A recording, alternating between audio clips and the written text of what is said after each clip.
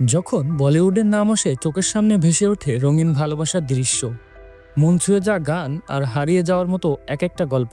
কিন্তু ইদানিং যেন সেই রোমান্স হারিয়ে যাচ্ছিল, যেন বলিউড ভুলতেই বসেছিল ভালোবাসা কিভাবে হৃদয় ছুঁয়ে যায়। তবে হঠাৎ করেই যেন নীরব বাতাসে ফিরে এলো এক চেনা সুর, একটা গল্প যা কেবল প্রেমের কথা বলে না, বলিয়ে দেয় ভালোবাসা কেমন করে মানুষকে গড়ে তোলে আবার ভেঙেও দেয়। আমরা কথা বলছি সায়ারা নামক এক মন করা সিনেমা নিয়ে। এটা শুধু একটা প্রেমের গল্প নয়, এটা এক আবেগময় যাত্রা যেটা শেষ পর্যন্ত আপনার মনকে কিছু একটা অনুভব করতে বাধ্য করবে। আজ আমরা চলেছি সেই যাত্রার বিশ্লেষণ করতে, তাহলে চলুন শুরু করা যাক, যেখানে প্রতিটি মুহূর্তেই ভালোবাসার হাহাকার করে। সিনেমা শুরু হয় বানি বাত্রা নামের এক তরুণীর দৃশ্য দিয়ে। সে কোর্টরুমের মাঝখানে দাঁড়িয়ে আছে, চোখে গভীর দুঃখ আর হৃদয়ে আশা। তার চারপাশে তার পুরো পরিবার জড়ো হয়েছে, যারা তার সব সময় পাশে আছে। বানি অপেক্ষা করছে তার হবু বর মহেশের জন্য। একটু পরেই তাদের বিয়ে। তার মনে একটা আশা, কিন্তু বিয়ের সময় হয়ে গেলেও মহেশ আর আসেন। তার বদলে আসে একটা ফোন কল। মহেশ বলে, আমার প্রমোশন হয়েছে, আমি লন্ডনে যাচ্ছি।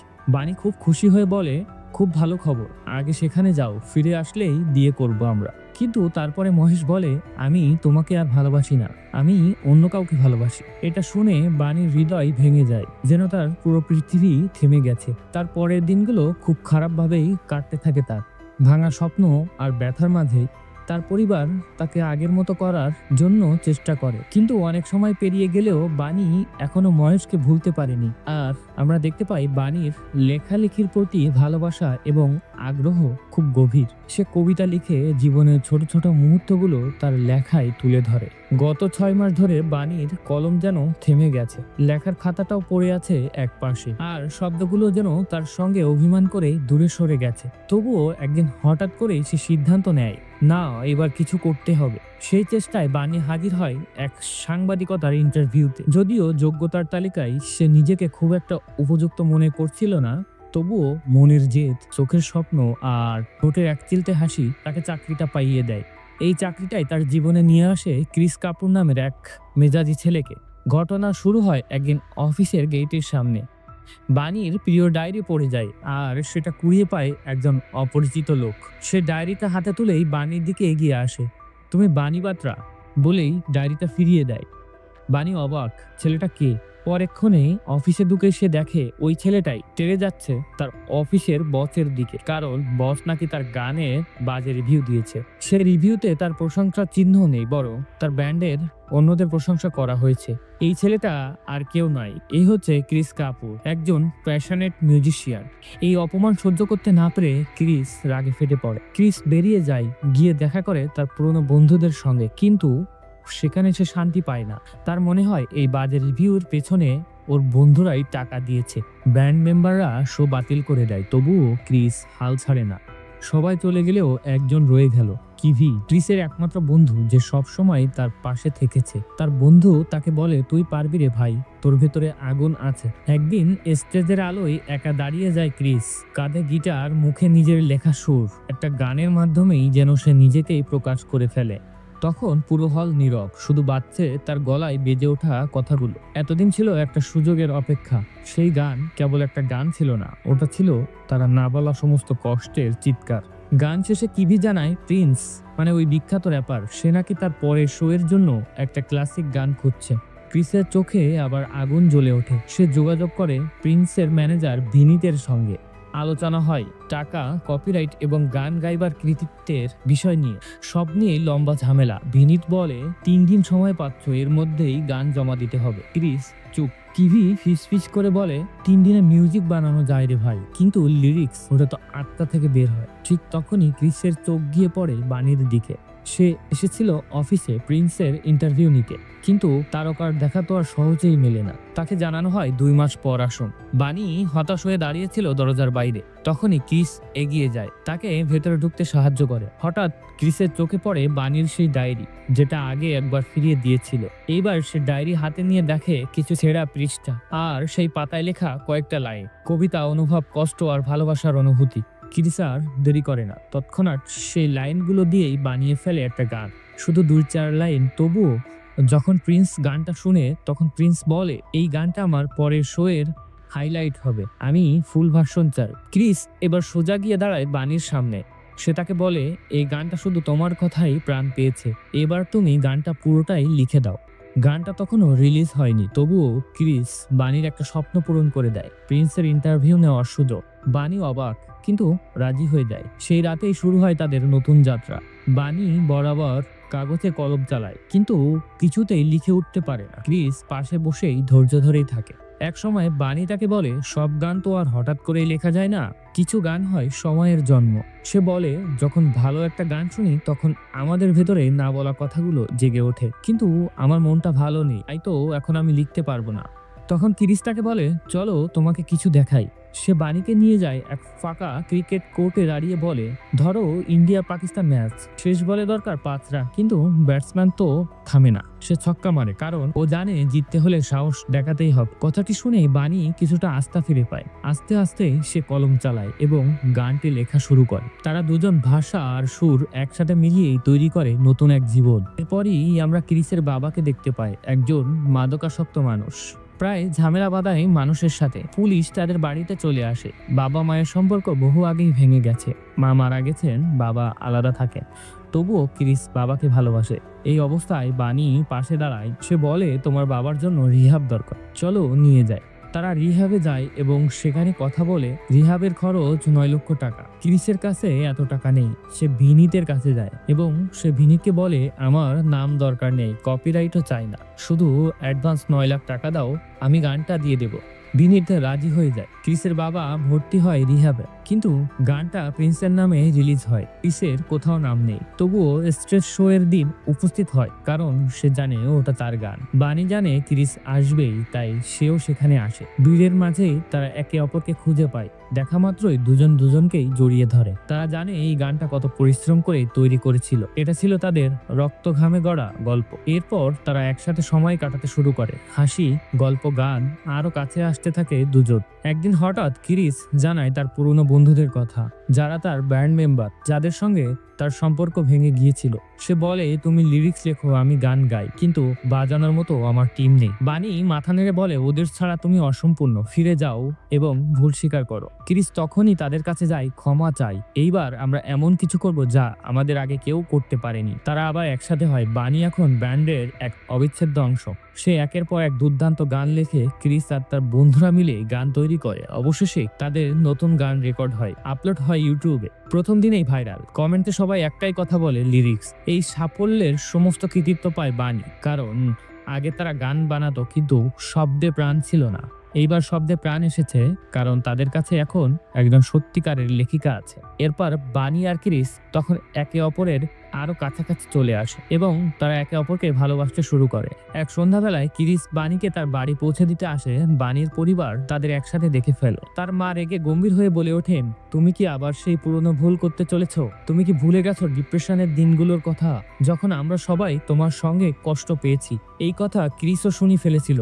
সে এসেছিল বানির ব্যাগ ফেরত দিতে। সিঁড়ির কোনায় দাঁড়িয়েই শুনে ফেলে সবটা। এদিকে এত কথার চাপ, অভিমানের ভার, বানি ধপ করেই মেঝেতে পড়ে যায়, জ্ঞান হারায়। তাকে তড়িঘড়ি করেই হাসপাতালে নিয়ে যাওয়া হয়। ক্রিস ছুটে আসে, কিন্তু তার উপস্থিতি ভালোভাবে নেয়নি বানির মা।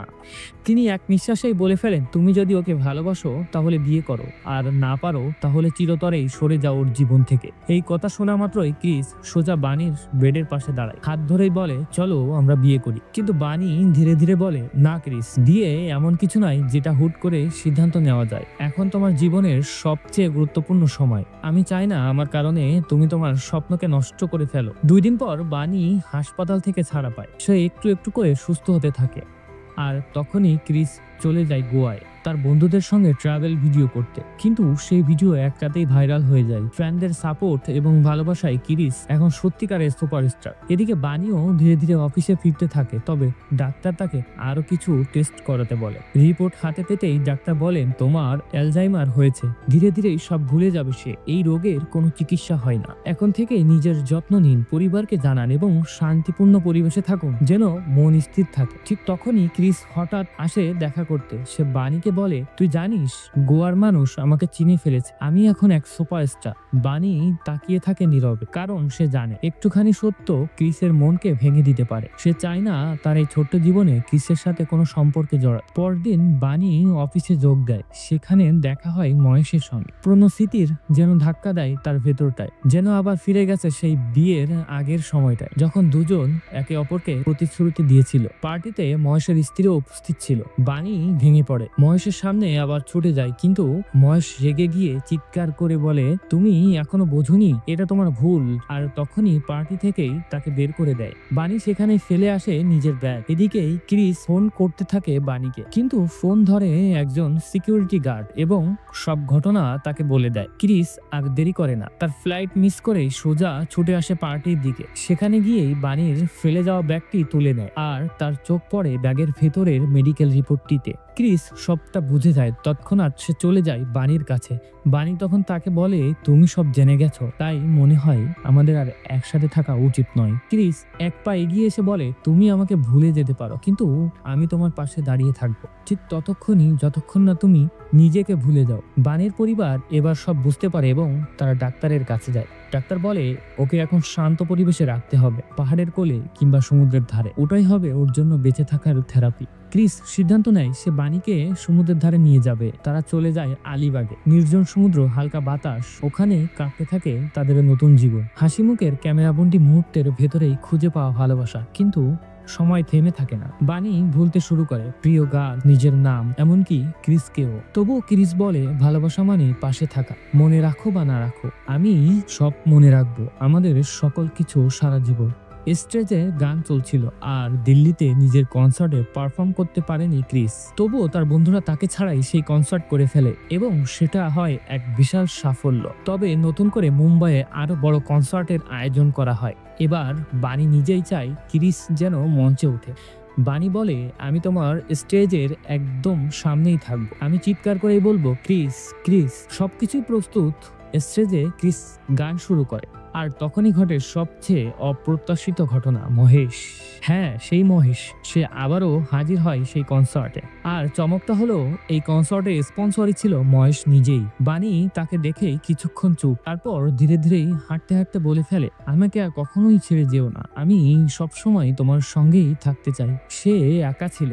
মহেশ এবার আর একটুও না ভেবে বানির সুযোগ নিতে চায়। ঠিক তখনই হাজির হয় ক্রিস। মহেশ তখনই বলে, সে আমার সঙ্গে থাকতে চায়, এখন ও আমার সাথেই থাকবে। ক্রিস কিছুই বলে না, কিন্তু সে জানতো বানির অসুস্থতা এখনোই তাকে গ্রাস করে রেখেছে, আর মহেশ সেটা জেনেই তার দুর্বলতাকে ব্যবহার করতে চাইছে।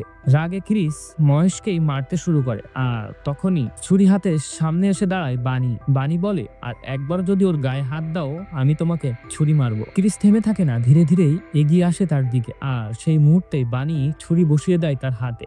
রক্ত ঝরছে, তবুও সে পিছু হাঁটে না, শুধু এসে বানিকে জড়িয়ে ধরে। পরদিন সকালে বানির ঘুম ভাঙে, কিছুই মনে নেই। সে শুধু বলে, আজকে তোমার কনসার্ট? ক্রিস বলে, কনসার্ট তো কাল হয়ে গেছে, তুমি খুব খুশি ছিলে। বানি তখন বলে, একটা ছেলে তার গার্লফ্রেন্ডের উপর রাগ করে বসে আছে, এমন একটা গান বানাও যাতে সে আবার ফিরে আসে। তখন বানি একটা গান লিখে দেয়, যেটা শুনলে যে কেউ রেগে থাকলেও দৌড়ে ফিরে আসবে। কিন্তু আগের রাতের জন্য ক্রিসের টিমকে অনেক কিছু শুনতে হয়, তবুও সে ক্ষমা চায়। কিন্তু তাদের টিমের সবাই বলে, এই কনসার্ট আমরা একসঙ্গেই করব, না হলে কেউ করব না। ক্রিস ছুটে যায় বানির খোঁজে, কিন্তু সে নেই। ক্রিস তাকে রাস্তায় রাস্তায় খুঁজে বেড়ায়, সমুদ্রের ধারেও খুঁজতে থাকে, কিন্তু বানি নিখোঁজ।